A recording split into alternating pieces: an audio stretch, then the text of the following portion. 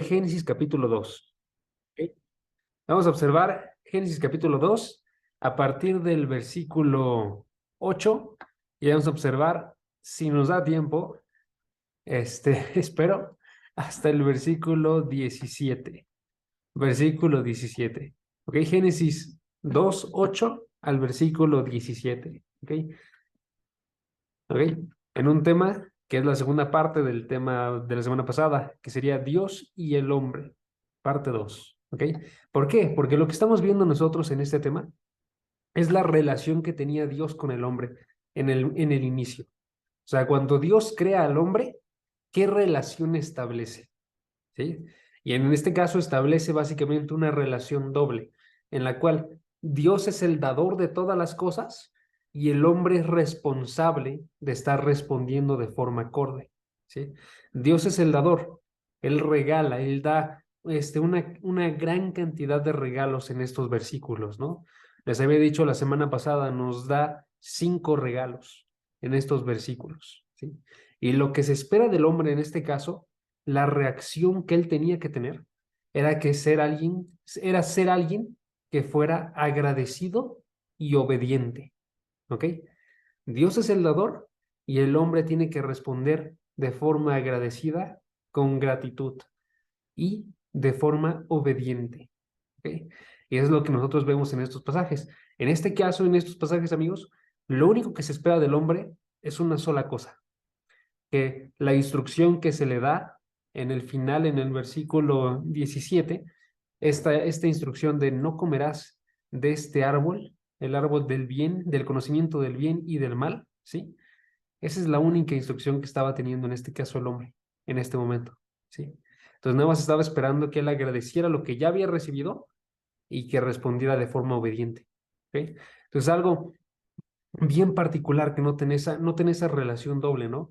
Dios da una gran cantidad de regalos y solamente coloca una responsabilidad arriba del hombre, ¿no?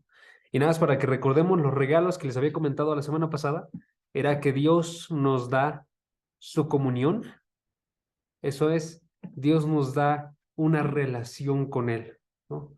Dios se da a conocer a sí mismo delante del hombre.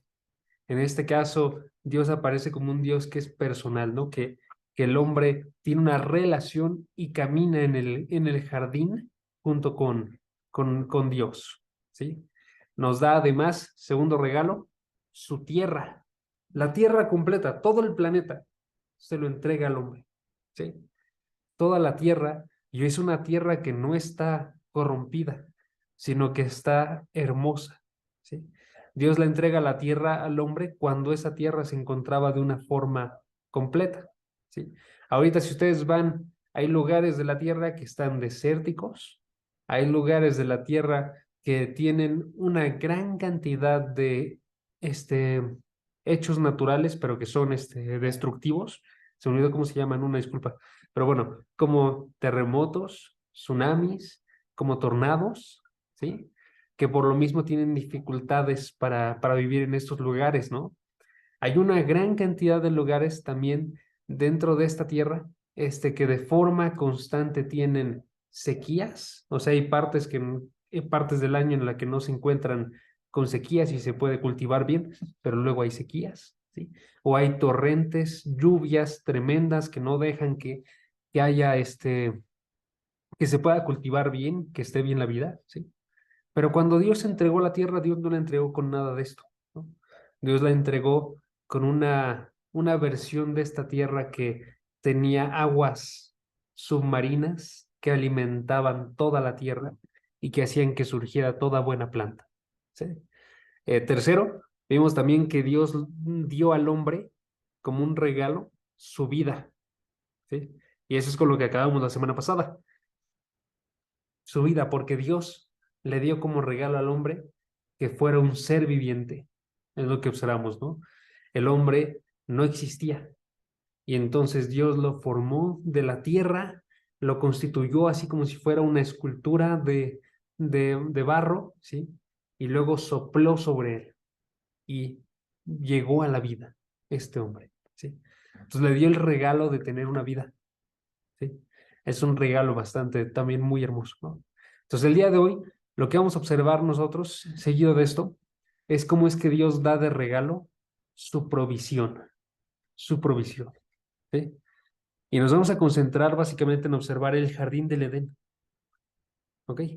Entonces, se pueden ver a Génesis 2, y vamos a comenzar leyendo el versículo 8 hasta el versículo 17. Dice la palabra de Dios, dice: Y el Señor Dios plantó un huerto hacia el oriente, en Edén, y puso allí al hombre que había formado. El Señor Dios hizo brotar de la tierra todo árbol agradable a la vista y bueno para comer. Asimismo, en medio del huerto hizo brotar el árbol de la vida y el árbol del conocimiento del bien y del mal. Del Edén, versículo 10, salía un río para regar el huerto, y de ahí se dividía y se convertía en 4 ríos. El nombre del primero es Pisón. Este es el que rodea toda la tierra de Ávila, donde hay oro. El oro de aquella tierra es bueno. Allí hay bedelio y ónice. El nombre del segundo río es Gijón. Este es el que rodea la tierra de Cus. El nombre del tercer río es Tigris. Este es el que corre al oriente de Asia, de Asiria, perdónenme. Y el cuarto río es el Éufrates. El Señor Dios tomó al hombre y lo puso en el huerto del Edén para que lo cultivara y lo cuidara. Y el Señor Dios ordenó al hombre: de todo árbol del huerto podrás comer, pero del árbol del conocimiento del bien y del mal no comerás, porque el día del que él comas, ciertamente morirás. ¿Ok? Entonces ese es el pasaje que tenemos el día de hoy. Y aquí observamos básicamente 2 cosas: cómo es que Dios le da al hombre su provisión y su propósito. ¿Ok? Su provisión, en este caso, noten que la provisión de Dios que les dio fue un jardín, un huerto, decía el pasaje, ¿no? Un jardín preparado por Dios. En otras palabras, Dios lo plantó. ¿Notaron eso en el pasaje? Dios lo plantó específicamente para el hombre. Entonces está dándoselo, proveyéndoselo para que a través de este jardín el hombre coma. Y si notaron en el pasaje, se nota la hermosura de este huerto a través de una gran variedad de árboles que hay en él. Se nota a través de que tiene un agua, tiene un río que surge de este mismo huerto y que está alimentándolo todo, lo riega constantemente, ¿sí? Y también se nota esta hermosura por las piedras preciosas que, que nombré cuando estaba leyendo sobre los ríos, cuando vimos que había oro, bedelio, ónice, ¿sí? Estas piedras preciosas que también están señalando la hermosura del lugar, ¿sí? En otras palabras, tenemos aquí un jardín, pero no cualquier jardín, ¿sí? Sino uno lleno de vida, que Dios mismo hizo específicamente para el hombre, ¿ok? Y ahora lo que vamos a hacer el resto del estudio es básicamente que vamos a observar las 5 características que se dan de este jardín, porque en estos versículos se describen 5 características, ¿sí? Las primeras 3 son acerca de su ubicación, ¿no? Las primeras 3 características que vienen ahí es exactamente dónde está este jardín, ¿no? Y vamos a ponernos a pensar un poquito al respecto de esto. Les voy a ser bien honesto de una vez, no sabemos dónde está, ¿ok? Pero vamos a estar observando aquí las pistas. ¿Para qué? Para que si alguien se acercara con ustedes e intentara decirles: el jardín del Edén está aquí, que puedan responderle, ¿no? O el jardín del Edén es falso, que puedan responderle, ¿sí? Entonces, lo primero que vamos a ver va a ser la ubicación geográfica con las primeras 3 características de este jardín.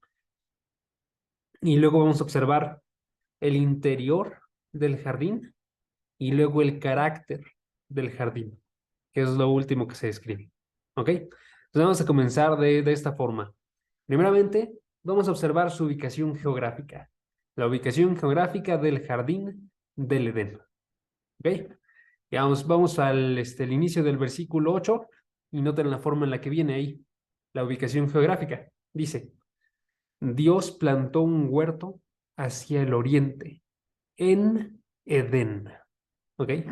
Ahí tenemos el primer descriptivo de dónde está ubicado este jardín. Dice el versículo, en Edén, en Edén. ¿Ok? Noten que la forma en la que viene ahí nombrado no es el jardín del Edén, o sea, como un jardín llamado Edén, ¿sí? Sino que es el jardín que se encuentra en Edén.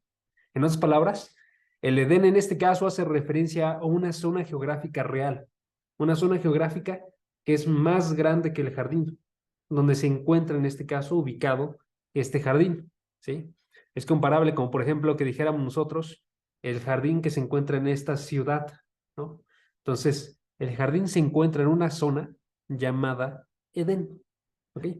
Ahora, esta palabra Edén es una palabra muy bonita, si soy bien honesto, hace referencia a la abundancia que hay en ese lugar, ¿sí? Eso no es lo que significa, apenas voy a decirles qué significa, pero hace referencia a un lugar que tiene una gran cantidad de abundancia, ¿ok? Esta palabra se encuentra en textos cananitas, o sea, textos alrededor de la zona donde está Israel, en los cuales se describía con esta palabra algo que era bien regado y fértil.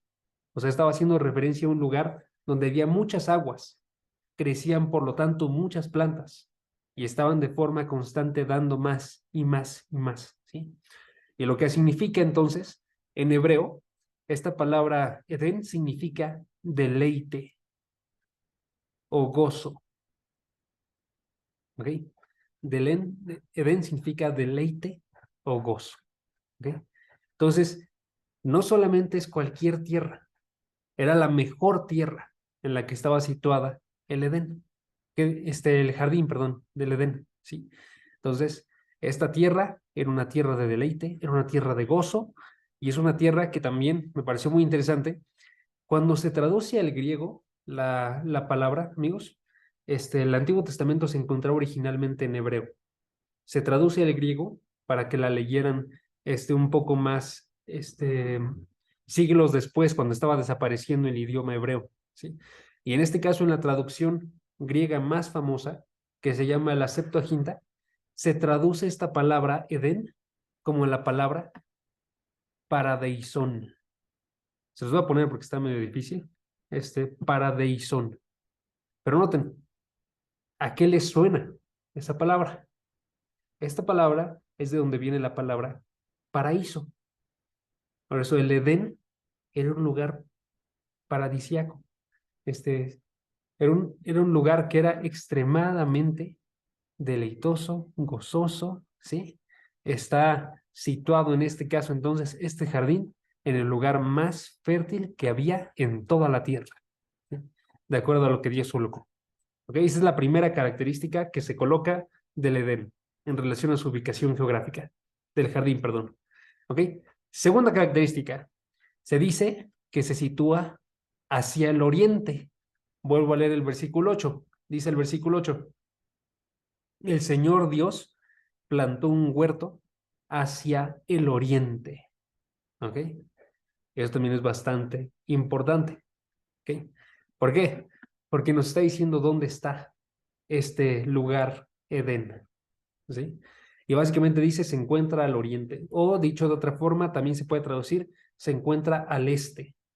Entonces, si ustedes se acuerdan de la brujulita, donde se encuentra el norte, el este, el oeste y el sur, se los voy a colocar aquí nada más para que lo tengan. El este se encuentra lo que podríamos llamarla nosotros de una forma muy común, hacia la derecha, ¿no? Denme unos segundos y se lo voy a colocar, espérame. ¿Ok? Y eso es importante, tendríamos que preguntarnos nosotros en relación a qué se encontraba al este, ¿sí? Porque tiene que ser al este de algo más, ¿no? Entonces aquí está, miren, chequen. El este sería para acá. Entonces, estamos haciendo referencia a lo que se encuentra hacia este lugar, ¿sí? Y si nosotros nos preguntamos en relación a qué, podríamos decir nosotros, se encuentra al este de la zona de Canaán, ¿sí? La zona de Canaán que es donde está Israel, ¿sí? O se encuentra al este de donde se encontraba en este caso Moisés. Moisés se encontraba, cuando estaba escribiendo esto, se encontraba en el monte Sinaí. Entonces también nos encontraríamos en esta zona. Entonces al este sería lo que sería de este lado, de esta zona, ¿sí? Ahora, todavía no quiero decirles por qué se piensa que es en esta zona, pero se piensa que es en esta zona, ¿sí? Entonces, se piensa básicamente, como está al este de la zona de Israel, está al este de la zona del monte Sinaí, el lugar más común que podemos colocar nosotros era donde se encontraba Mesopotamia, en lo que actualmente, el día de hoy, es Irak, ¿ok? Entonces nosotros diríamos este lugar, Edén, se encontraba en algún lugar de Mesopotamia, o para ubicarlo el día de hoy, en algún lugar de lo que se conoce como Irak, ¿ok? Segunda característica de la ubicación geográfica. Y tenemos una tercera característica. ¿Cuál es esa característica? Los ríos que se mencionan, ¿sí? Chequen lo que viene unos versículos más abajo en Génesis 2.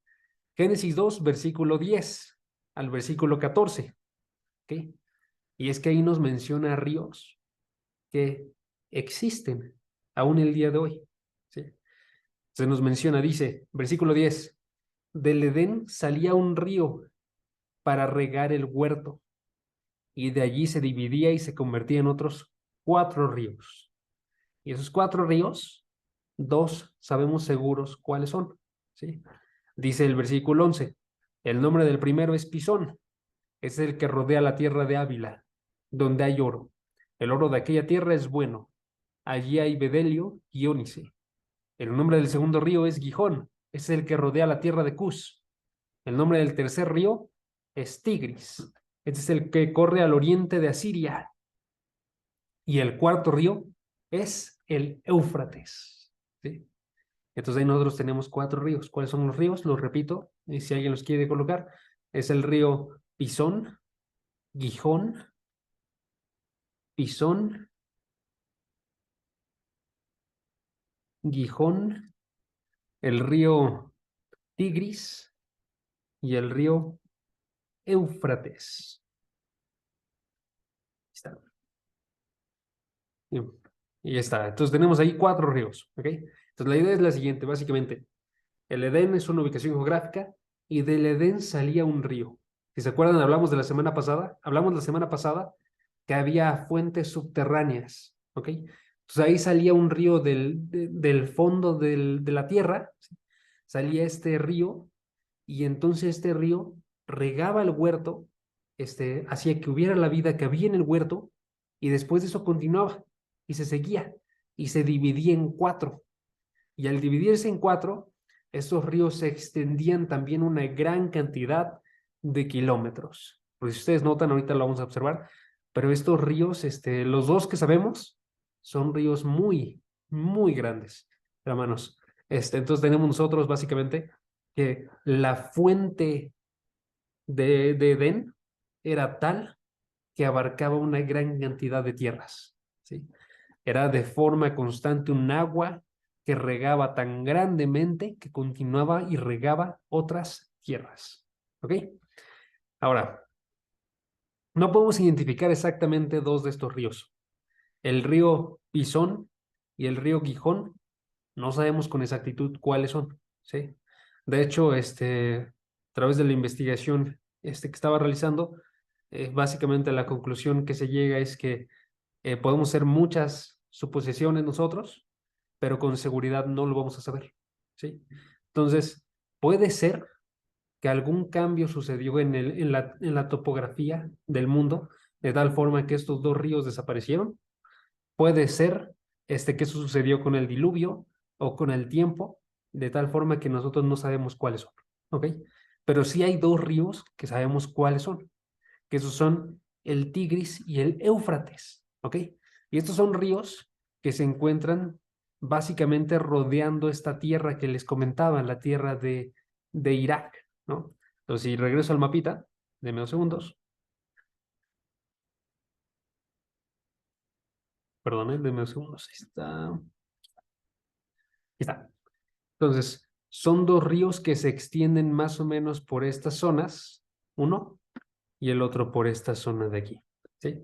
Entonces, lo que se deduce básicamente es que este, este lugar, el Edén, se encuentra o en la parte norte de donde surgen los ríos o en la parte sur, donde desembocan los ríos, ¿sí?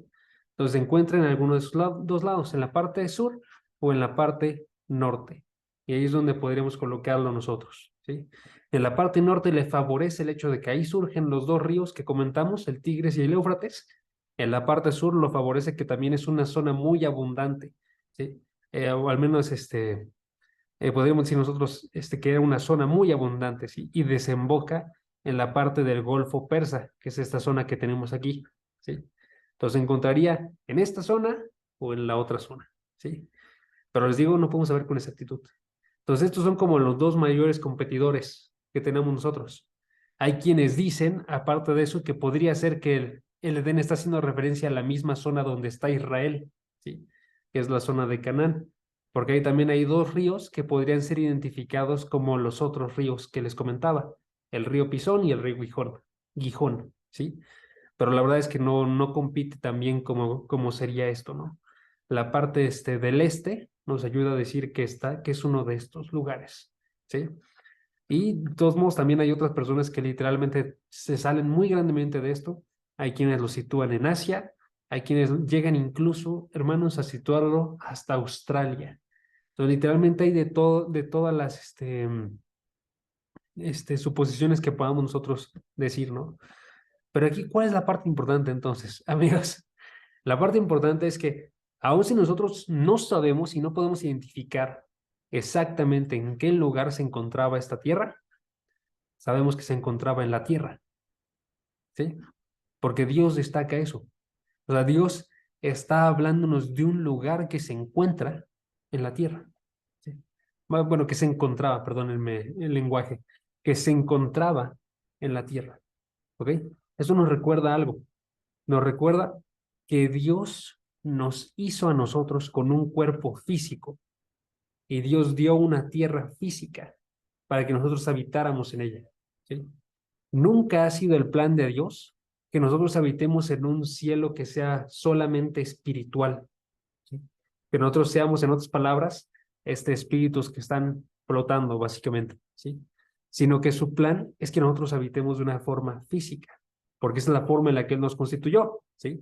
Nos constituyó con un espíritu y, dependiendo de su postura, con un alma y con un cuerpo, ¿sí? Y el cuerpo es una parte esencial para todos los hombres, ¿ok? Ahora, lo que sucedió, sin embargo, es que el mundo se corrompió, que mi cuerpo se corrompió también, ¿sí? Que nuestro cuerpo cae, va envejeciendo y muere. Pero el plan de Dios no es deshacerse de la parte física, sino es restaurar la parte física. Entonces, si ustedes me acompañan, por ejemplo, a 3:13, 3:13,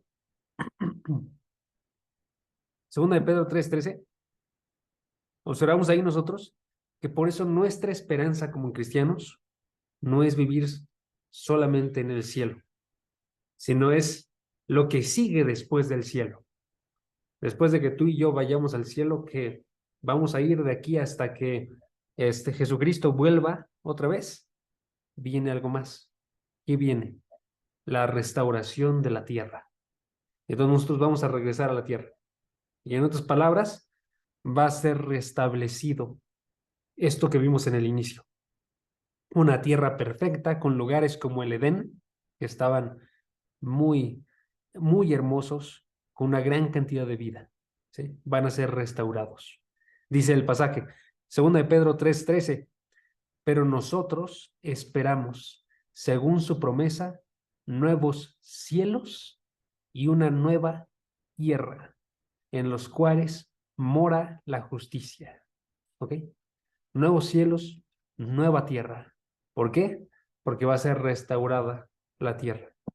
Va a ser una tierra perfecta en la cual nosotros vamos a poder caminar y observar estos paisajes que sean paraísos, como lo observamos en este momento. ¿Ok? Entonces, una primera conclusión que podemos observar de esto, del hecho de que el Edén se coloque de una forma geográfica como un lugar real, literal, ¿sí? Es que Dios quiere que vivamos en un lugar literal, ¿sí? Físico, ¿ok? Y hay una segunda conclusión, que esta se llega a través de observar el río. ¿Por qué menciona Dios el río? ¿Ok? el río que está surgiendo de ahí, que alimenta los demás terrenos. Básicamente de que esta imagen de río, hermanos, que es un río literal, hace referencia a cómo es que Dios es un dador de vida. Y entonces cuando hay un río, ese río señala esa propiedad de Dios, porque con ese río está yendo y alimentando y proveyendo de vida a muchos lugares, ¿sí? Y esta imagen se recupera en otros lados. Por ejemplo, en el Salmo 46:4. Si quieren ese yo se los leo y ustedes vayan a Apocalipsis 22 y ahorita lo leemos. Pero en el Salmo 46:4 dice la palabra de Dios: hay un río cuyas corrientes alegran la ciudad de Dios, el santuario de las moradas del Altísimo. ¿Ok? Porque lo que nosotros observamos, ya que nos vamos a Apocalipsis 22, es que cuando Dios regrese y sea establecido ese nuevo cielo, esa nueva tierra que les comento, va a descender una ciudad, Jerusalén, donde va a estar el trono de Dios, y del trono de Dios va a surgir un río. Y ese río va a estar alimentando a la ciudad, va a estar alimentando también las demás tierras que rodeen, ¿sí? Es lo que viene en Apocalipsis 22. Hay un río cuyas corrientes alegran la ciudad de Dios, decía el versículo que les dije. Ahora chequen Apocalipsis 22, versículo 1. Después el ángel me mostró un río de agua de vida, resplandeciente como cristal, que salía del trono de Dios y del Cordero. ¿Sí? Entonces tenemos nosotros una primera imagen. Ahora, si notan, entonces lo que está haciendo Dios es que básicamente todo esto que observamos ahorita en el Edén se va a ver también en la nueva tierra y en los nuevos cielos. Va a haber como una restauración del Edén, pero en el futuro. ¿Sí? Y esa es la primera imagen que vemos restaurada. Lo demás que vamos a observar también aquí, el interior del Edén y el carácter del Edén también se van a restaurar. Pero quiero que noten eso. Cuando Dios nos coloca entonces esta imagen del Edén, Dios nos está diciendo no solamente lo que hubo en el pasado, sino lo que tenemos que esperar en el futuro, lo que tiene que ser nuestro anhelo. ¿Sí? Es lo que estamos viendo aquí. Entonces ahí ya tenemos las tres características geográficas del Edén y del jardín que se encontraba ahí. Ahora vámonos a la cuarta característica que se le da a este huerto, que es el interior, su interior. ¿Qué se dice del interior del jardín? Se dice que se caracteriza por árboles placenteros en apariencia y sabor. Ahí está. Se caracteriza por árboles placenteros en apariencia y sabor. Si ustedes checan, vamos a Génesis 2 y el versículo 9 nos muestra esto. Nos muestra que en el interior del huerto se encontraban una gran variedad de árboles, ¿sí? Y todos hermosos, con una buena apariencia, con un buen sabor también, ¿sí? Dice la primera mitad del versículo 9, dice, Génesis 2, versículo 9, el Señor Dios hizo brotar de la tierra todo árbol agradable a la vista y bueno para comer. ¿Ok? Noten ahí hay tres palabras importantes. Todo árbol. ¿Ok? Todo árbol. O sea, Dios no hizo brotar solamente unos árboles buenos ahí, sino que todo árbol que existía que fuera bueno se encontraba en este lugar disponible al alcance del hombre. ¿Sí? Quiero que piensen bien en eso.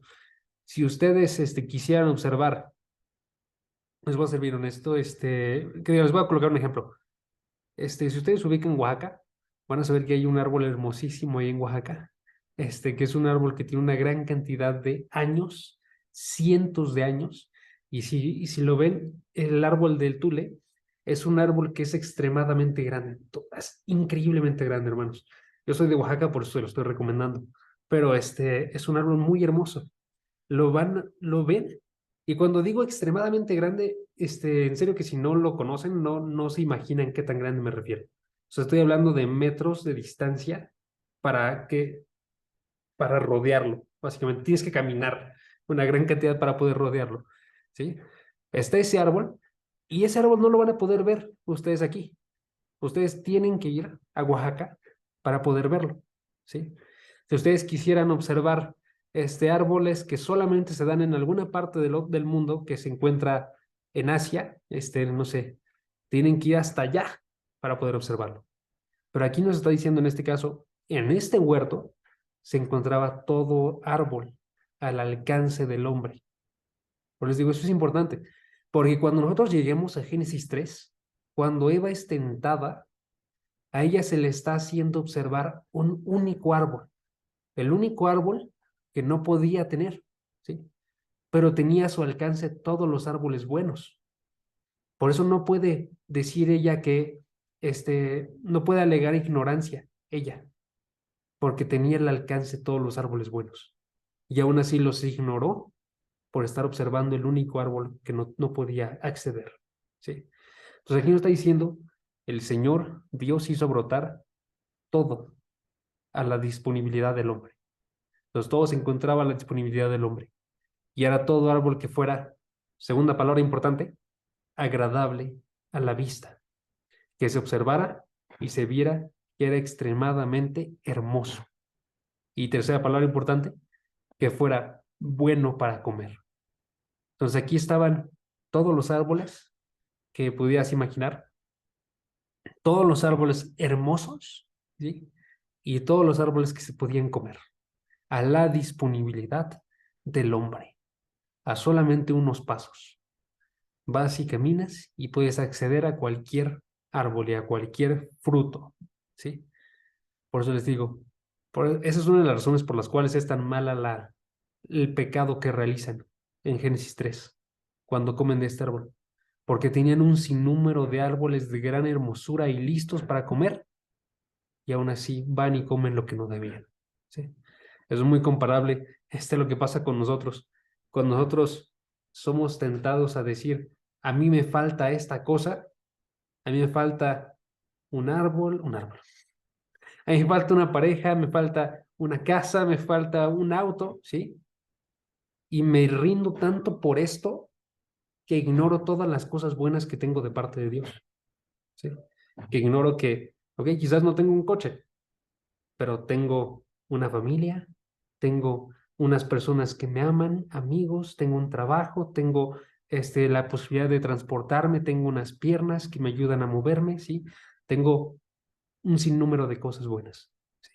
Entonces no caigamos nosotros en este error en el que cayó en este caso Adán y Eva, ¿no?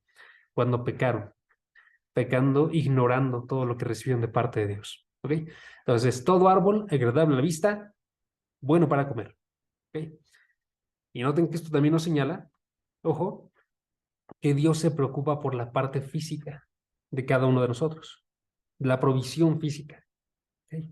Cuando nosotros observamos estos árboles, Dios los colocó específicamente para que ellos tuvieran que comer.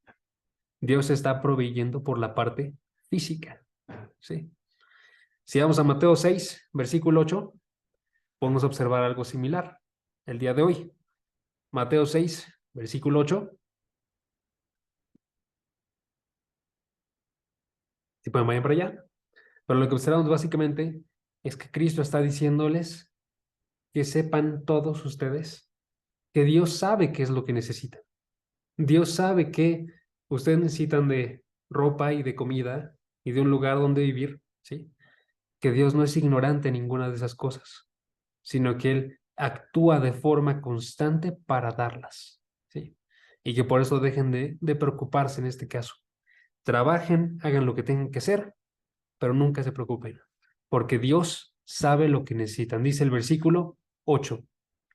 Dice, por tanto, este, bueno, ese es uno anterior y luego vienen los demás, pero los que les hacía referencia. Pero bueno, dice, no se hagan semejantes a ellos, a las personas gentiles que ignoran que Dios sabe lo que necesitamos, porque su Padre sabe lo que ustedes necesitan antes de que lo pidan, ¿ok? Antes de que lo pidan. Pues Él sabe qué es lo que necesitan, ¿sí? Y por eso les provee de todas las cosas. Dice el versículo 25, unos versículos abajito, dice, Por eso les digo, no se preocupen por su vida, qué comerán o qué beberán o qué vestirán. ¿Sí? Versículo 26. Miren las aves del cielo, que no siembran, ni ciegan, ni recogen en graneros, sin embargo el Padre Celestial las alimenta. ¿No son ustedes de mucho más valor que ellas? ¿Sí? Este versículo muestra en Génesis que Dios hacía eso desde el inicio. Dios alimentaba a todos y se preocupaba primeramente por los hombres. Primeramente por los hombres. Por eso a ellos les da un huerto especialmente para ellos. A los animales, ya habíamos observado nosotros que les dio toda la tierra y todos los árboles que hay ahí, pero a los hombres no solamente les da todos los árboles disponibles, les hizo un huerto específicamente para ellos. ¿Sí? Él colocó un orden de prioridades. Primero me enfoco en alimentar a los hombres y luego a todo lo demás. ¿Sí? Entonces, primeramente, vela por nuestras partes físicas. ¿Sí? Entonces vamos a continuar con el pasaje. Y ahora noten la segunda mitad del versículo 9. Génesis 2:9. Porque lo que sucede ahí es que nos dice, además de todo buen árbol, todo árbol agradable para la vista y bueno para comer, Dios planta en este huerto dos árboles especiales, dos árboles que se tienen que nombrar de forma particular. ¿Sí? Chequen el versículo 9.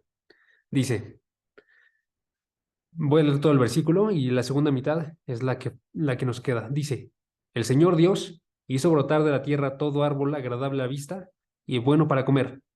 Asimismo, en medio del huerto, hizo brotar el árbol de la vida y el árbol del conocimiento del bien y del mal. ¿Ok?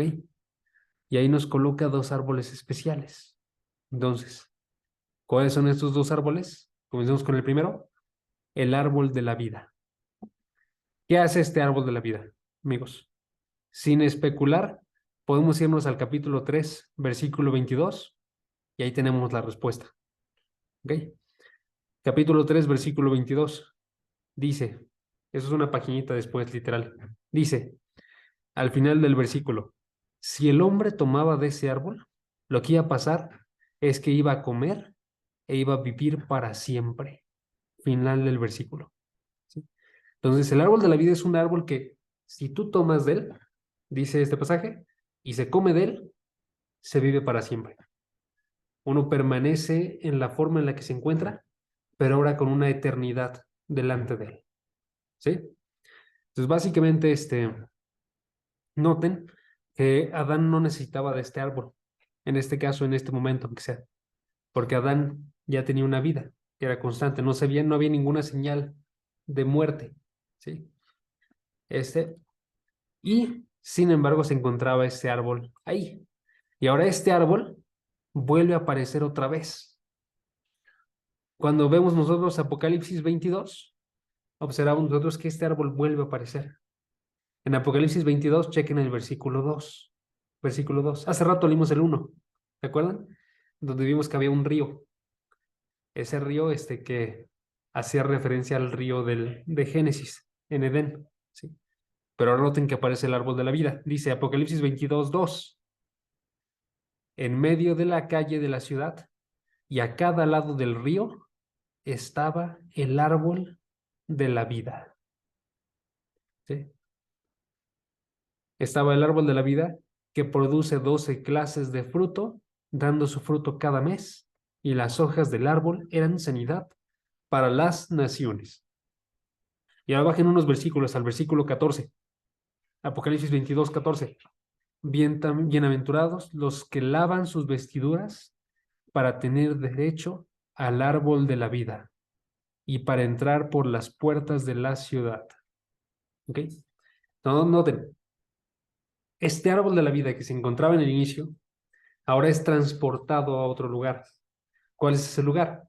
La Nueva Jerusalén, que se encuentra ahorita presente en el cielo. ¿Sí? Pero algún día va a descender, algún día se va a encontrar otra vez aquí, al alcance de los hombres. Y cuando se encuentre al alcance de los hombres, va a ser al alcance de los hombres que a través de Cristo han lavado sus vestiduras, decía el versículo 14. a través de Cristo, han sido quitados de su pecado, ¿sí? Y entonces a estos hombres vamos a poder acceder a ese árbol. Y ese árbol se va a utilizar para sostener nuestra vida eterna. Para que tú y yo tengamos esa vida eterna, necesitamos nosotros, en otras palabras, de este árbol, ¿sí? Ya sé que es un poquito raro, porque podemos decir nosotros, pues la vida eterna viene de parte de Dios, ¿no? No viene de un árbol. Pero Dios le concede, en este caso, esa labor a este árbol. Y ese árbol se encuentra al alcance de todas las naciones, de todos los que son salvados, para proveerles de esta vida eterna, para proveerles de sanidad de forma constante, ¿sí? Entonces, este árbol, nosotros vamos a encontrarlo otra vez, ¿ok? Primer árbol. Segundo árbol, el árbol del conocimiento del bien y del mal. Y yo sé, amigos, yo sé que este es el árbol del que más tienen dudas, porque es el árbol del que es más común que alguien diga exactamente qué hacía este árbol, ¿no? Pero les voy a ser bien honesto, se dice mucho menos de este árbol de lo que se dice del árbol de la vida. Entonces no tenemos del todo seguros nosotros qué hacía este árbol, ¿ok? Lo único que se dice es la forma en la que, en este caso, habla Satanás acerca del árbol y la forma en la que habla Dios acerca del árbol, ¿sí? ¿Qué se dice de parte de Dios? Chequen el versículo 17 de Génesis 2. Del árbol del conocimiento del bien y del mal no comerás, porque el día que de él comas, ciertamente morirás. Ok, entonces ahí tenemos nosotros una primera acción que sucedía con el árbol. Si se comía del árbol del conocimiento del bien y del mal, se moría, ¿sí? Y segunda cosa, lo que dice Satanás. ¿Qué dice Satanás en Génesis 3? Génesis 3, versículo 5. Dios sabe que el día que de él coman, se les abrirán los ojos y ustedes serán como Dios, conociendo el bien y el mal. ¿Ok? Ahora eso se confirma también por Dios unos versículos después. Pues no necesariamente tenemos que decir nosotros que esto era incorrecto lo que estaba diciendo Satanás. ¿Ok? Se confirma en el versículo 22, nada más para que lo vean. Dice entonces el Señor Dios dijo, ahora el hombre ha venido a ser como uno de nosotros, conociendo ellos el bien y el mal. ¿Sí? Entonces se confirma. Pero si notan, aún así sigue quedando muy ambiguo. Exactamente a qué se refiere con esto, ¿no? Se refiere a que ellos, el hombre y la mujer, no sabían que existía el mal, ¿sí? Se refiere a que ellos, el hombre y la mujer, a través de esto, experimentaron el mal, ¿sí? Porque son posturas que se dan, ¿ok? Entonces se dice, por ejemplo, que ellos no sabían el mal, o sea, literalmente no sabían que existían malas decisiones, y no, y por eso eran ignorantes a la forma en la que actuaban, ¿no? Básicamente. O sea, dice que cuando ellos comieron de este árbol, experimentaron de forma vívida, ahora con sus acciones, el mal, ¿sí? Yo creo que la postura más correcta, hermanos, si soy bien honesto, de todos modos, dejando este espacio que les digo de que no tenemos con seguridad, sino que son más especulaciones, creo que la postura más correcta es decir eso, ¿no? Experimentaron el mal, ¿sí? De una forma que no habían hecho antes. Porque antes lo conocían, podemos decir nosotros, de forma intelectual. Sabían que estaba mal lo que se prohibió de parte de Dios, pero no lo habían experimentado, ¿sí? Y la otra, es básicamente que tenemos que saber nosotros que, como decía, ciertamente morirán Dios. A lo que estaba haciendo referencia no era que en sí mismo el árbol diera la muerte. Lo que daba la muerte era la prohibición de parte de Dios. Si una persona actúa en contra de lo que Dios está diciendo, trae para sí mismo muerte, ¿sí?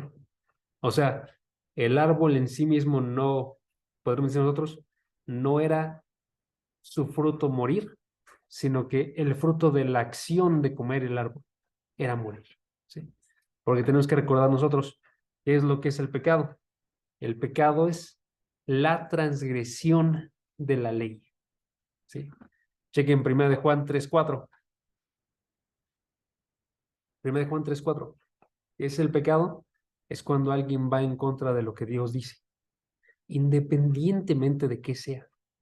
Ojo, en este caso Dios siempre coloca lo malo como algo que no debe de ser realizado. Pero si pusiéramos un caso hipotético donde un Dios prohibiera una cosa buena, ¿sí? Aún así, solamente por estar yendo en contra de Dios, eso es suficientemente malo, ¿sí? La, el pecado tan grande que cometieron Adán y Eva fue ir en contra de Dios. Chequen, dice 1 Juan 3:4, todo el que practica el pecado, practica también la infracción de la ley, pues el pecado es infracción de la ley, ¿sí? Los mandatos que vienen de parte de Dios.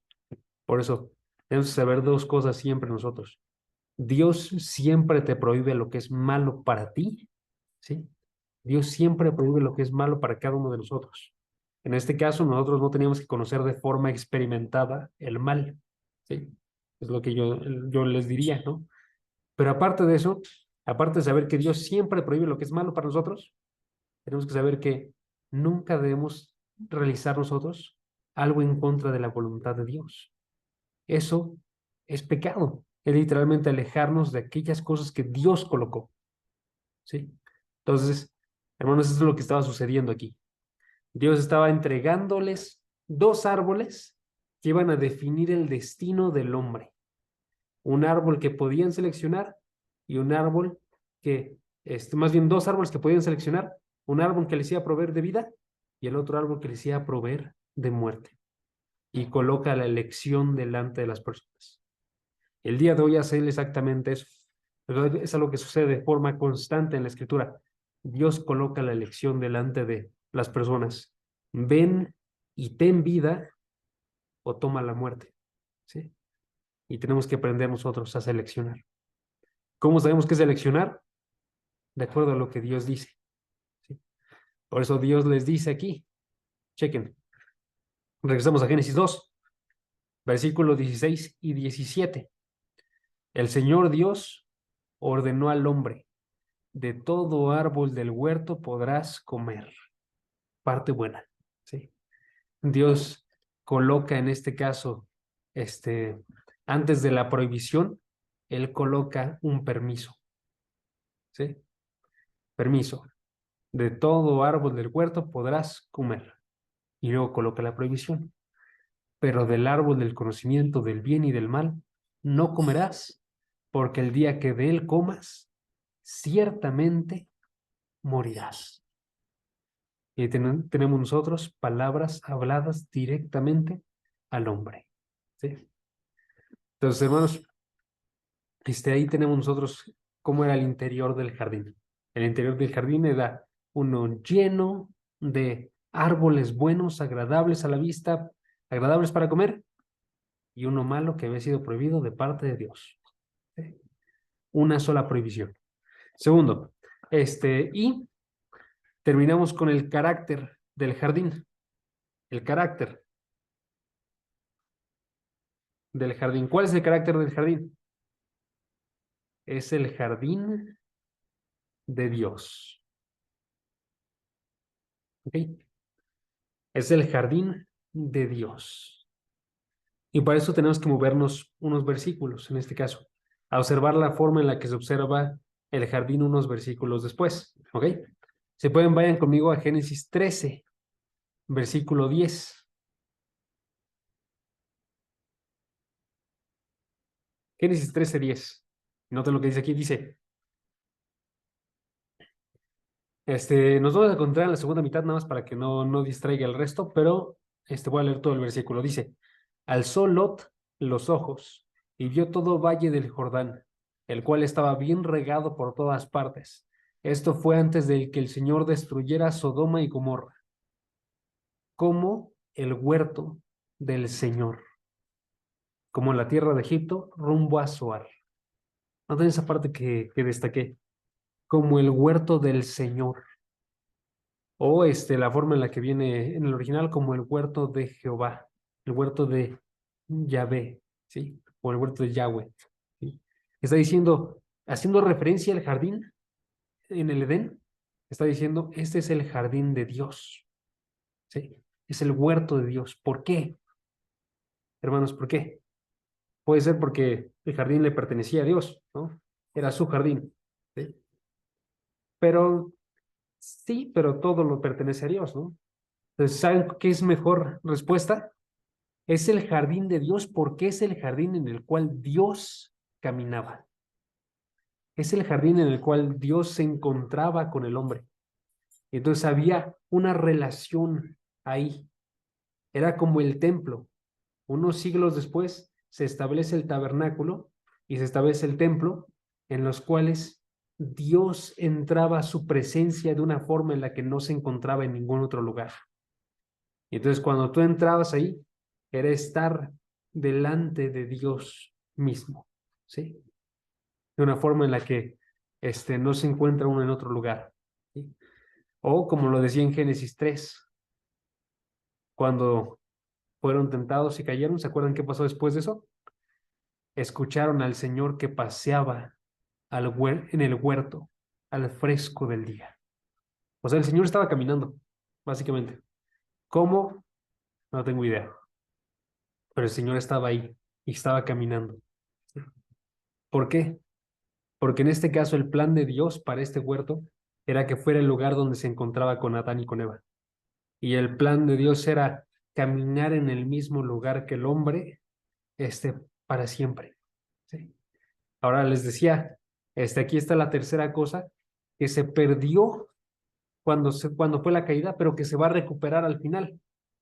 Y entonces si nosotros nos regresamos ahora sí a Apocalipsis, podemos ver en Apocalipsis 21 cómo se vuelve a cumplir esto. En Apocalipsis 21 observamos que volvemos a seguir estando, volvemos a estar nosotros delante de la presencia de Dios, ¿sí? De una forma en la que no nos encontramos el día de hoy. ¿Por qué? Porque dice Apocalipsis 21, chequen, si se van a de las últimas páginas de su Biblia y se regresan una página, van a encontrar Apocalipsis 21, versículo 1. Chequen lo que dice ahí. Apocalipsis 21:1 dice, entonces vi un cielo nuevo y una tierra nueva, porque el primer cielo y la primera tierra pasaron, y el mar ya no existe.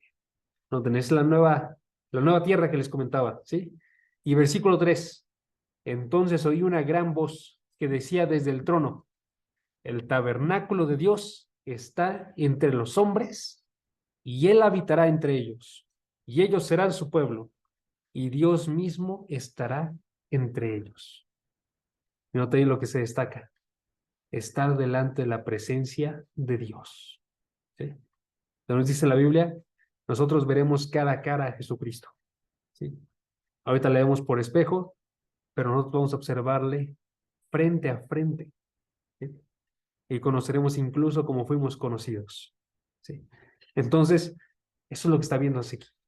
En el jardín del Edén, noten las tres cosas que se restauraron. Había un río de vida. Y en este momento en Apocalipsis va a haber un río de vida que surge del trono de Dios. ¿Sí? En el jardín del Edén estaba el árbol de la vida, con el cual había vida eterna. ¿Sí? Y en Apocalipsis, aquí al final, estará el árbol de la vida, que dará sanidad a todas las naciones. Y en el jardín del Edén se tenía un contacto directo con Dios porque no había pecado. No había ninguna cosa que nos separara de parte de Dios. ¿Sí? Y en este momento en Apocalipsis vamos a estar delante de Dios y habitar con Él, frente a frente. ¿Okay? Entonces, amigos, por eso les digo que es un tema bastante bonito porque nos habla a nosotros, en este caso, de cuál es el futuro que Dios quiere que anhelemos. ¿Sí? Entonces hay que buscar anhelarlo con todas nuestras fuerzas y cuando no lo anhelemos, hermanos, y nos distraigamos con algo de este mundo, orar a Dios para que crezca ese amor. ¿Ok? Vamos a terminar orando. Jazz, ¿cómo ves si tú nos diriges en la oración? ¿Vas? Sí, Perfecto, Jazz, dale. Señor, te damos gracias en este día, Señor, este grupo de hijos tuyos, Padre, por dejarnos estudiar tu palabra, Señor. Te damos gracias, Padre, porque utilizas a Jaso para que no la dé, Padre. Te pedimos por él, te pedimos por su matrimonio, que lo sigas bendiciendo como hasta ahora, Padre, que bendigas ese hogar con la provisión de tu palabra, con la provisión económica, Señor. Te pedimos que a todos los que estamos aquí nos bendigas y nos protejas. Te pedimos, te damos gracias por nuestra iglesia, Señor, por nuestros pastores, pero en este momento te damos gracias por la vida de Luz, hijas o Padre. Y te pedimos todo esto en el nombre de Jesús. Amén y amén.